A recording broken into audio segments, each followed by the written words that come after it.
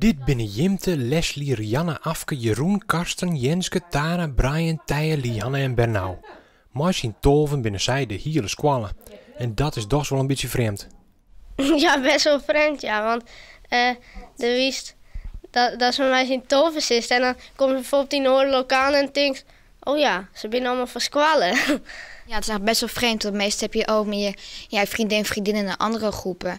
En nu dus niet meer. En ook voor de juf is het wel even wennen.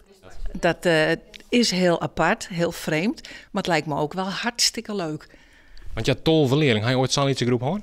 Nee, dit is echt een unicum. Vlinier, hier de squallen nog rond 40 leerlingen. Doet bekend wordt dat de squallen na de tier 13 zoeken, hebben een soort orden de verkeersen om haar een baan alvast naar een nieuwe squallen te sturen. Alle orden steeds het leidt net aan Jim, het leidt net aan het team, het leidt net aan de squallen.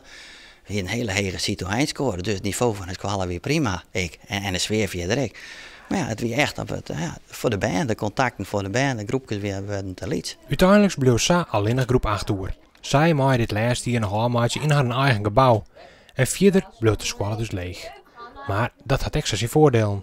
Ja, we hebben de ruimte, want er zijn lege lokalen genoeg. Dus we kunnen veel aandacht besteden aan drama, toneel en veel plekken waar kinderen lekker rustig kunnen werken. Dus helemaal prima. En Sa binnen dit hier voor het eerst genoeg computers om alle band tegelijk aan het werk te zetten.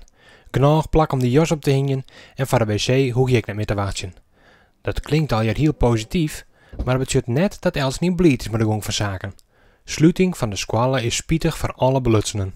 Ja, hartstikke spietig. Want ik ben hier voor 3 jaar waarom kwam en toen ging het 6 jaar, die het haast 10 directeur had. Toen heb ik dan zei ik bleef je dat met pensioen. Maar de squallen gaat eerder tegen. Dus dat, Ik vind, ja, het is gewoon zo. Ik vind het wel jammer, maar het is gewoon zo. Je kunt er niks aan doen.